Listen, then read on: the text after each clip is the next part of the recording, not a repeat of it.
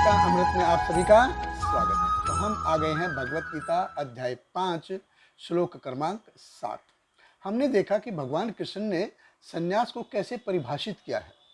भगवान कहते हैं कि कर्म छोड़ देना यानी कार्य बंद कर देना वो संन्यास नहीं है, बल्कि सही में संन्यास क्या है कि किस भावना से, किस चेतना से व्यक्ति कार्य करता है वो संन्यास है।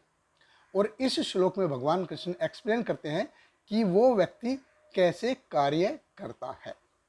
तो भगवत गीता अध्याय 5 श्लोक क्रमांक 7 भगवान कृष्ण कहते हैं, योग युक्त विशुद्धात्मा विजित आत्मा जित इंद्रिय सर्वभूत आत्मा भूतात्मा कुर्वन्नपि न लिप्यते।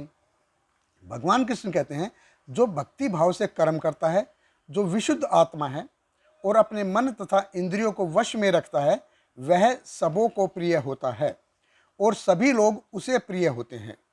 ऐसा व्यक्ति कर्म करता हुआ भी कभी नहीं बंधता।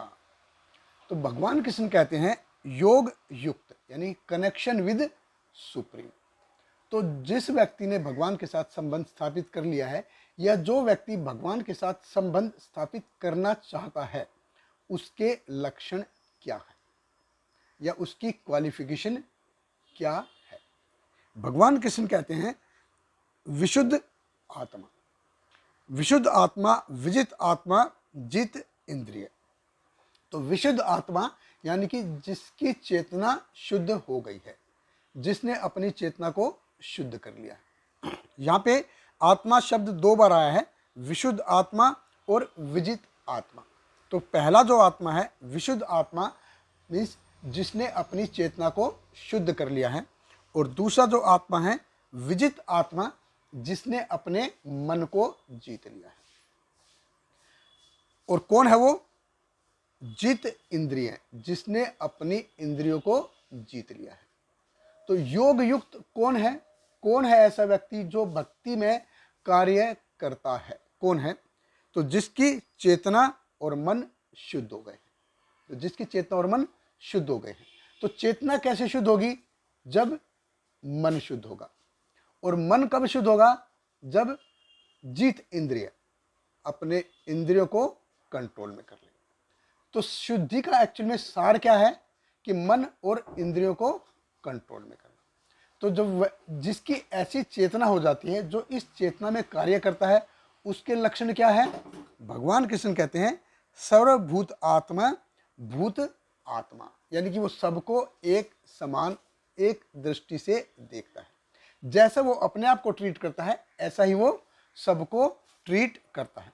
इस भौतिक जगत में देखिए क्या है, हर व्यक्ति अपने को स्पेशल दिखाना चाहता है, अपने आप को स्पेशल ट्रीट करना चाहता है। बाकी भी हैं, बाकी भी होंगे, लेकिन अपने आप को वो स्पेशल दिखाना चाहता है। तो जो पंडित होता है, उसकी पंडित की जो डेफिनेशन है वो चाणक्य पंडित ने कैसे दी है? चाणक्य पंडित कहते हैं, मात्रवत परदारेषु परद्रव्येषु लोष्टावत आत्मवत सर्वभूतेषु यह पश्यति स पंडित है।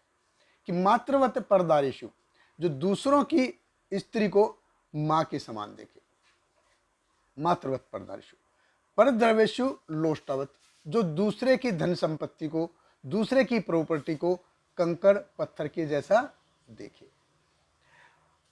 आत्मवत सर्वभूतेषु, जो सब लोगों को अपने जैसा ट्रीट करे, सभी जीव को अपने जैसा देखे। यह पश्यति स पंडित, जो ऐसा देखता है वो पंडित है। तो जो इस भौतिक जगत की जो ड्युअलिटी है उससे डिस्टर्ब नहीं होता, भौतिक जगत की जो उथल पुथल है उससे डिस्टर्ब नहीं होता।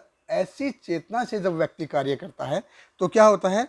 भगवान कृष्ण कहते हैं कुर्वन्नपि न लिप्यते, वो कर्म करता हुआ भी उन कर्मों के बंधन में नहीं बंधता, वो कर्मों की श्रृंखला में नहीं बंधता। ऐसा व्यक्ति कैसे है? वो अकाम कर्म करता है, वो कर्म करता है लेकिन वो कर्मों की श्रृंखला में, कर्मों के बंधन में नहीं बंधता। अकाम कर्म कैसे? जैसे कोई बच्चा है, एग्जाम के लिए जा रहा है, तो एग्जाम के लिए उसने प्रिपरेशन की है, तो जब वो एग्जाम हॉल में बैठता है तो 3 घंटे वो और कुछ नहीं सोचता, वो सिर्फ उस एग्जाम को क्लियर करने की सोचता है। वो जो क्वेश्चन पेपर है उसको आंसर करने की सोचता है, उसमें उसको कितने नंबर आएंगे, अगला एग्ज़ाम कैसा होगा, उसकी पढ़ाई कैसे करूँगा, उसकी तैयारी कैसे करूँगा, अगली क्लास में क्या होगा, ये होगा वो होगा, ये वो बाकी और कुछ नहीं सोचता।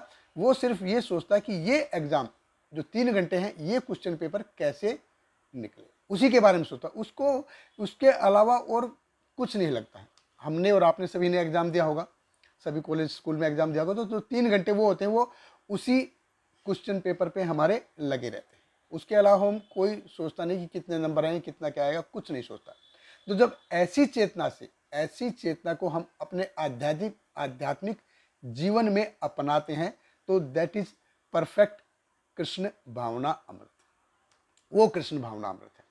तो जो डिवोटी होता है वो भगवान को प्रसन्न करने के अलावा और कुछ नहीं सोचता है। वो अपने लिए कोई प्लान बनाता ही नहीं है।